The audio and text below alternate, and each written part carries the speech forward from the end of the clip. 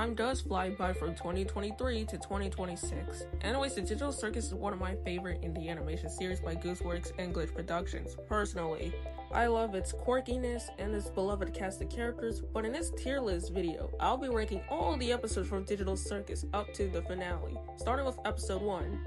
The pilot for the amazing Digital Circus, released in 2023, is going at the B tier.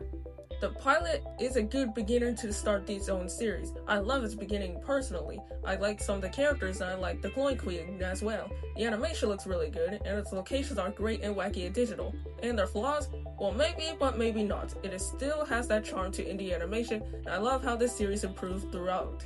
Now on to episode 2, I gotta say it's an A tier, just above the pilot.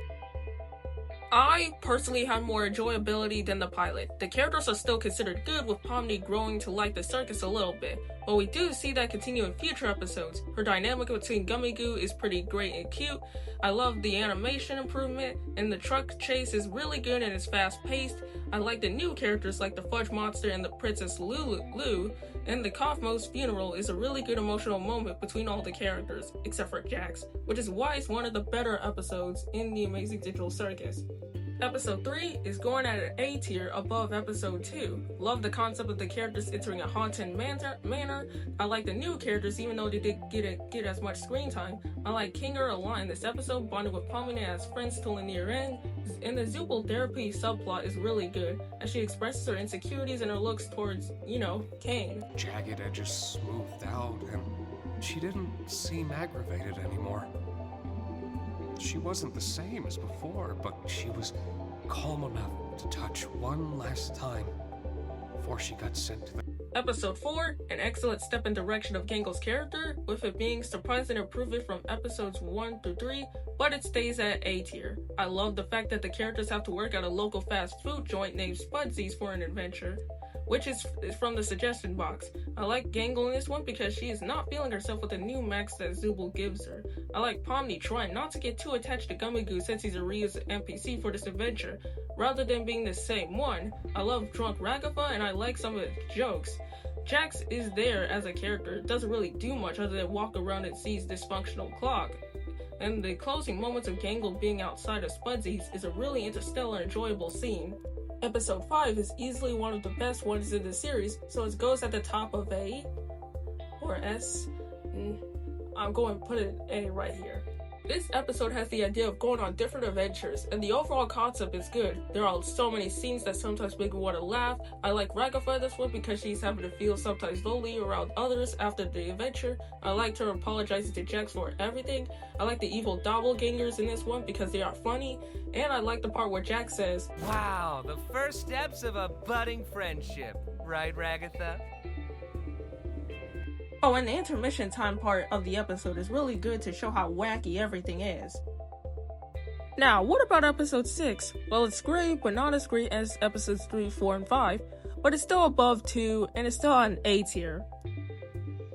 Okay, I like this episode and its gunfight of the 2v2v2.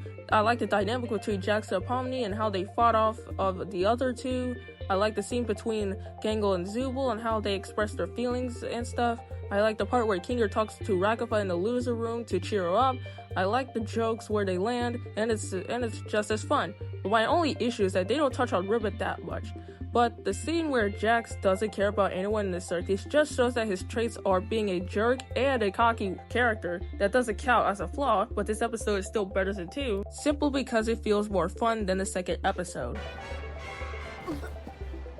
Hey, I have something I like. You can speak first. Let's talk after the show. Yeah, sounds good. Now, we have the last 3 episodes of the series, and now they are surprisingly the best. Starting with episode 7 is an easy S tier, just better than the pilot all the way up to episode 6. This episode is surprisingly the best because it's from the beginning. It looks like an ordinary beach adventure episode, which is with a really funny fish dude, but the rest is trying to get into Kane's office and simply just shut down the game console down, which this show finds so many ways to surprise me. Jax feels more like a character because he looks into one of his orbs from his previous adventures with Ribbit, and his PTSD of his visions when he's still in the outside world is really good too. The locations they visit is really good and visually appealing to look at. I like Abel too. He's a mannequin that knows to find a way out of the circus, but once again, it was another adventure by Kane. And they continue the lore of the CNA company and how the minds of users are uploaded to the digital circus. That is crazy stuff, which is why I think it's an improvement over episodes 1 to 6. Episode 8 is an S tier too. I like the episode in so many ways. I like the characters of the circus having to accept their lives now in the circus. I like the scenes where Kane crashes out from the beginning and the end. His musical number is really good, which shows that he's the ringmaster of the digital circus. I like him a lot in this episode because he feels more sentient as an AI, and I like where he says, "Where's Kinger?" We just wanted to see your new ideas firsthand. We've gotten over our hang-ups, and now we're all just genuinely curious what you're cooking. I like the parts where he tortures the cast in different scenarios and puts them all in their place, except for Kinger, in their past traumas. I like the plot reveal that Scratch created Kane as the AI inside the circus, which is why this one got me at the edge of my seat. Now, all we have left is the finale, which everyone loves, and everyone praises it to be the best of this series. It's the weakest out of the third act trilogy. Nah, I'm just kidding. It's easily the best one out of the entire episode saga. Now, this finale is a more satisfying conclusion to the story and its characters. I like all the circus members one by one after Kinger and Pomni tried to come together and rebuild the circus with these plates, I think you call it. I like the continuing bond between Rakafa, Pomni, and Kinger, and Zubul and Gangle. I like that Jax is in distress and blames Kinger for deleting Kane, which is why the circus is now nothing, and he acts like a jerk like he always does in the past, which then leads to one of his crucial ends to himself as a whole, his abstraction.